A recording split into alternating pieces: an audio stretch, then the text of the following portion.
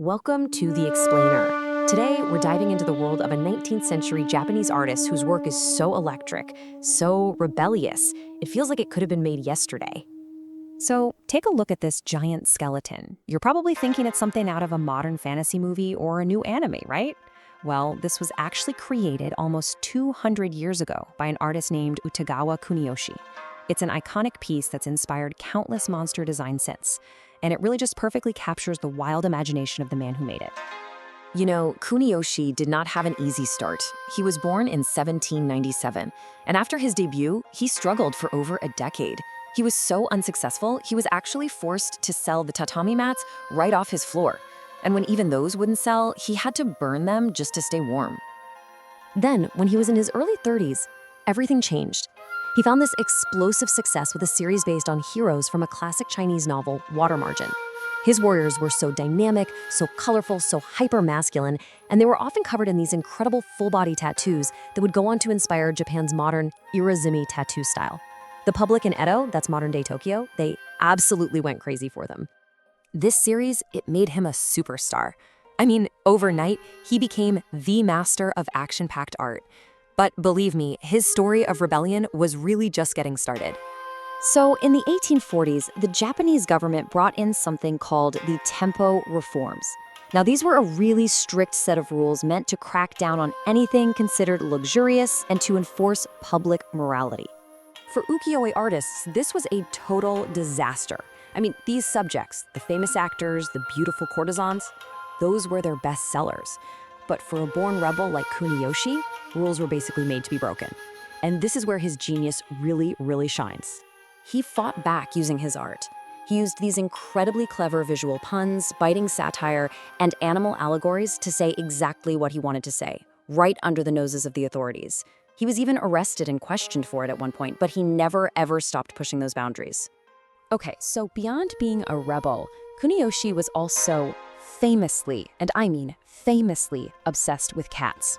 And this is where you really get to see his playful personality come through.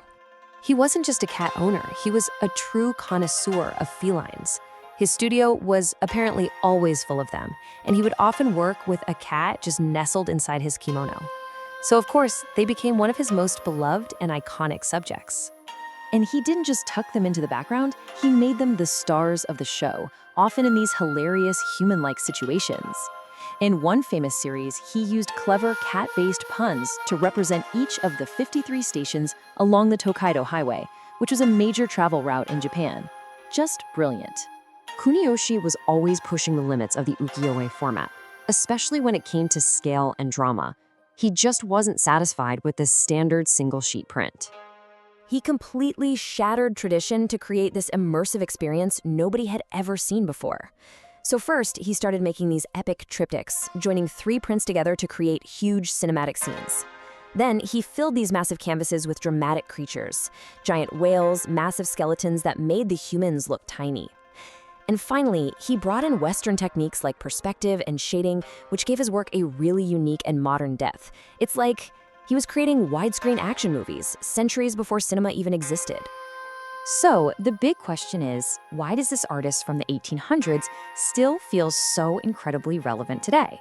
Well, it's because his influence is everywhere, especially for an international audience.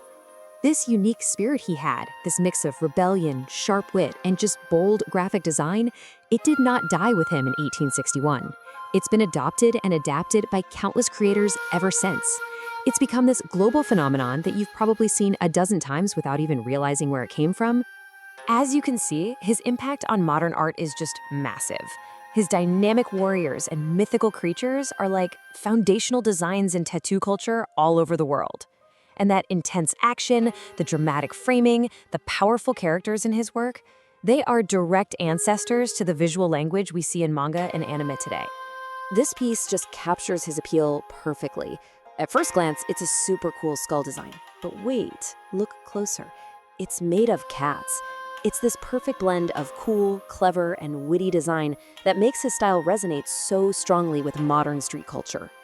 But ultimately, Kuniyoshi's legacy isn't just about his images. It's about an attitude. He welcomed anyone with a passion for drawing into his school, creating this sort of creative family that valued freedom and imagination above everything else. He actually never passed his name down to a successor. His legacy was truly one of a kind. Through his fierce defiance, his boundless imagination, and, of course, his undeniable love for cats, Utagawa Kuniyoshi proved that great art doesn't just capture its time, it creates a spirit that can never, ever be censored.